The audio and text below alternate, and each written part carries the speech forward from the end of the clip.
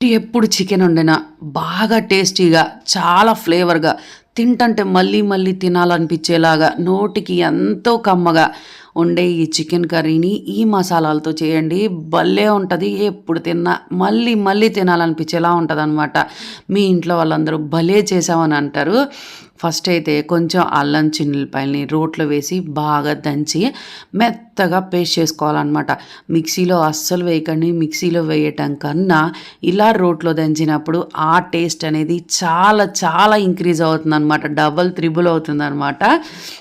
ఇలా బాగా దంచినటువంటి అల్లం చిల్లుల పేస్ట్ని తీసి పక్కన పెట్టుకోవాలి.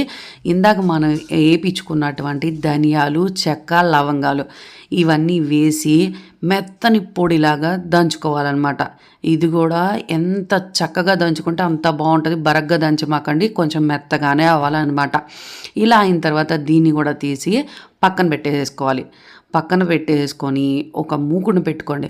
ఐరన్ బాండీలో వండితే నాన్ వెజ్ కర్రీ అయినా వెజ్ కర్రీ అయినా భలే ఉంటుంది.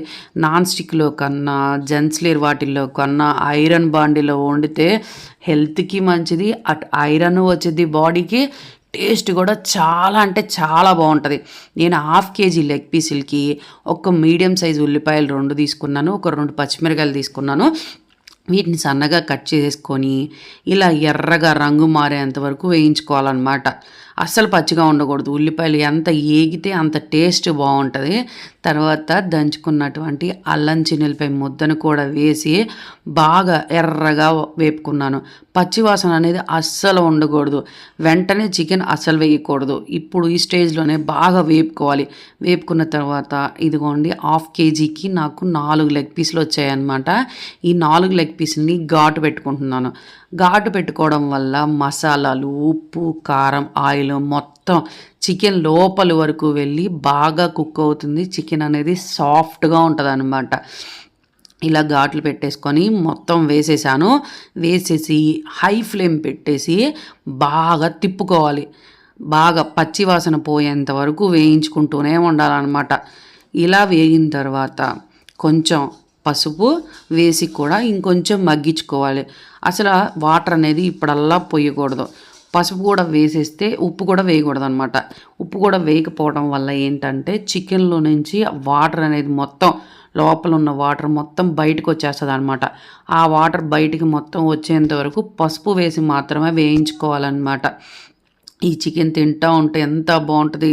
అన్నంలో, జొన్న రొట్టెలో, చపాతీలో, అసలు అబ్బబ్బబ్బా ఏ దోశలో అయినా ఇడ్లీలో అయినా భలే ఉంటుంది అనమాట.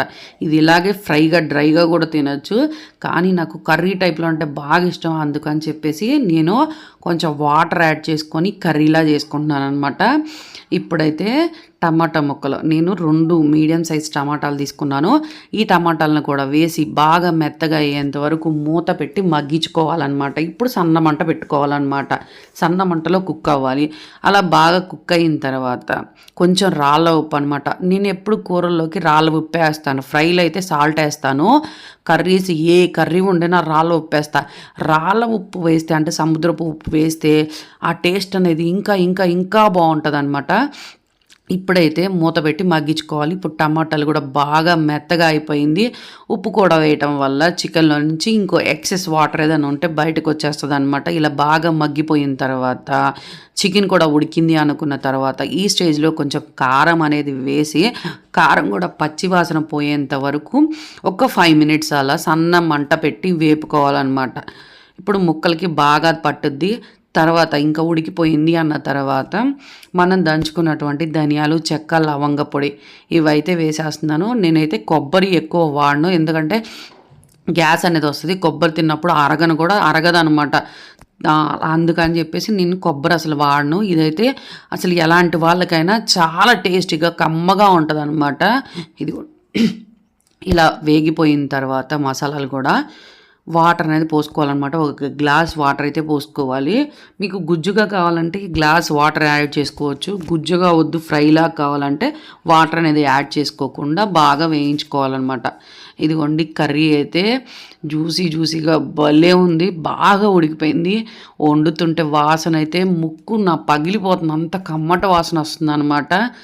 ఇంటి పక్కన వాళ్ళందరూ పెట్టలేదని నన్ను బాగా తిట్టుకుంటారు. అయినా పర్వాలేదు హ్యాపీగా తినేస్తా అంతే.